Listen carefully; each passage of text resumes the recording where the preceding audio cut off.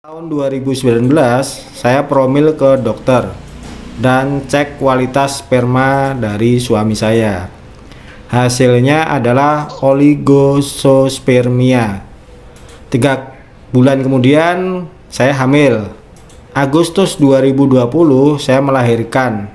Tapi umur dari anak saya hanya sehari. Karena saya ingin hamil lagi dan mengingat dari kondisi suami saya yang hasilnya tadi oligosospermia, apakah saya harus promil lagi ke dokter? Ini dok, ini langsung dijawab atau ada Langsung aja nggak apa-apa biar enak. Oke, gitu dok. Oke, baik. Sebenarnya kalau oligosospermia itu kan artinya jumlah konsentrasi spermanya yang kurang ya. Iya. Biasanya sih kalau memang misalnya rendah, biasanya keluhannya sulit hamil. Tapi alhamdulillah nih, ibu bisa berhasil hamil secara alami ya. Mungkin kalau misalnya dilihat nih anaknya baru lahir sehari meninggal, itu mesti dilihat meninggalnya kenapa. Apakah memang ada cacat bawaan atau memang pada saat lahir kondisinya yang kurang baik seperti itu.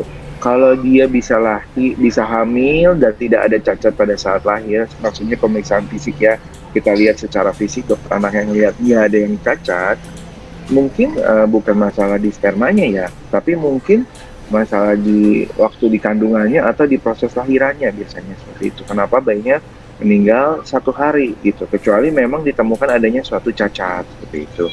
Dan kalau misalnya memang kondisinya masih oligosospermia dan ibu pengen hamil lagi, mungkin ibu bisa konsultasikan untuk masalah sperma ini ke dokter andrologi gitu, yang memang ahli perspermaan gitu. Karena kan kalau seperti saya itu adalah dokter kandungan, biasanya saya kalau pasien-pasien suaminya yang bermasalah, saya akan kolaborasi nih, collab sama dokter andrologi yang memang dia ahli sperma seperti itu. Jadi saran saya sih untuk membuat hasil kehamilan yang lebih baik dan bayi yang lebih baik juga, mungkin saya menyarankan ya ada baiknya juga nih ibu sebelum hamil lagi coba program dulu, terus ibu minum vitamin dulu ya, intinya hamilnya dipersiapkan baik-baik gitu, jangan sampai tiba-tiba kebobolan lagi atau kayak gimana ya.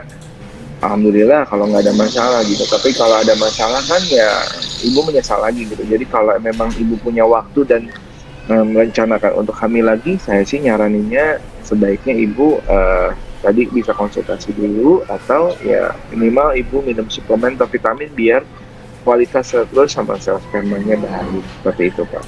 Oke, gini dok, ini tadi kan hasilnya oligosospermia. Itu apakah akan ketika hasilnya dari tes cek kualitas spermanya itu, apakah menghasilkan cacat dari sang bayi juga dok? Bisa membuat cacat dari bayinya nanti kalau bisa hamil? Oke, sebenarnya sih kalau yang saya perhatiin kalau oligosospermia nggak bikin cacat ya. Paling biasanya bikin susah hamil karena jumlahnya yang kurang gitu aja sih Pak. Jadi kalau emang berhasil hamil, jarang sih yang bikin cacat seperti itu.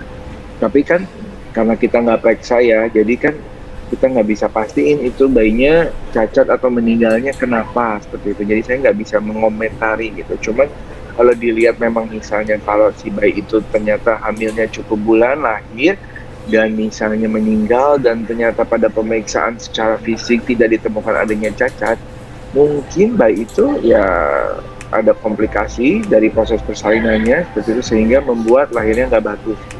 Biasanya sih gitu. Oke.